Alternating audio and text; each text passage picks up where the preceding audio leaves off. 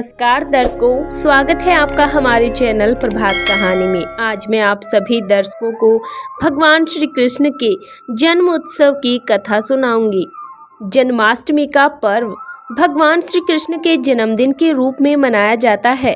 भाद्रपद मास की कृष्ण पक्ष की अष्टमी के दिन श्री कृष्ण का जन्म रोहिणी नक्षत्र में हुआ था।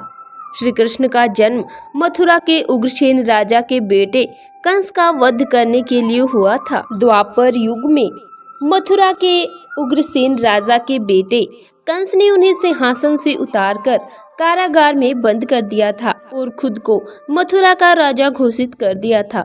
राजा की एक बेटी और एक बेटा था, बेटा कंस और बेटी देवकी। देवकी का विवाह वासुदेव के साथ तय कर दिया गया और बड़ी धूमधाम के साथ वासुदेव के साथ उनका विवाह कर दिया गया। लेकिन जब कंस देवकी को हंसी खुशी रथ से विदा कर रहा था, उस समय आकाशवाणी हुई कि देवकी का 8वां पुत्र ही कंस का वध करेगा। आकाशवाणी सुनकर कंस की रूह कांप गई और वह घबरा गया।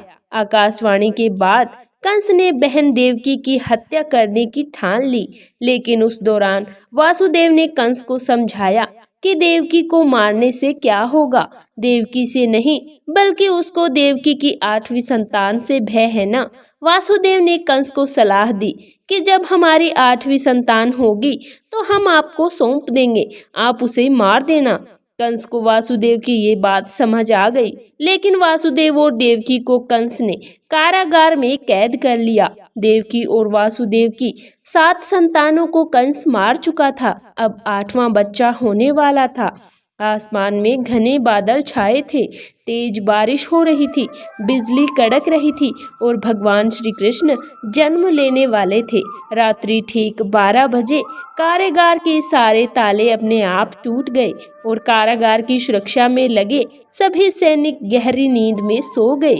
उसी समय वासुदेव और देवकी के सामने भगवान श्री विष्णु प्रकट हुए और उन्होंने कहा कि वे देवकी के गर्भ से 8वें पुत्र के रूप में जन्म लेंगे। इतना ही नहीं, भगवान विष्णु ने कहा कि वे उन्हें गोकुल में नंद बाबा के यहाँ छोड़ आएं और वहाँ अभी अभी जन्मी कन्या को कंस को लाकर सौंप दें। वासुदेव ने भगवान विष्णु के बताए अनुसार गोकुल से लाए कन्या को कंस को सौंप दिया और जैसे ही कन्या को मारने के लिए कंस ने हाथ उठाया, कन्या आकाश में गायब हो गई और आकाशवाणी हुई कि कंस जिसे मारना चाहता है वो तो गोकुल पहुंच चुका है। ये आकाशवाणी सुनकर कंस और घबरा गया। कृष्ण को मारने के लिए कंस ने बारी बारी से राक्षस गोकुल भेजे, लेकिन कृष्ण ने सभी का वध कर दिया गया। आखिर में श्री कृष्ण ने ही कंस का वध कर दिया। तो दर्शकों, ये थी श्री कृष्ण जन्म की छोटी सी कथा। अच्छी लगे तो कमेंट में जय श्री कृष्णा लिखना और चैनल को सब्सक्राइब करना। धन्यवाद।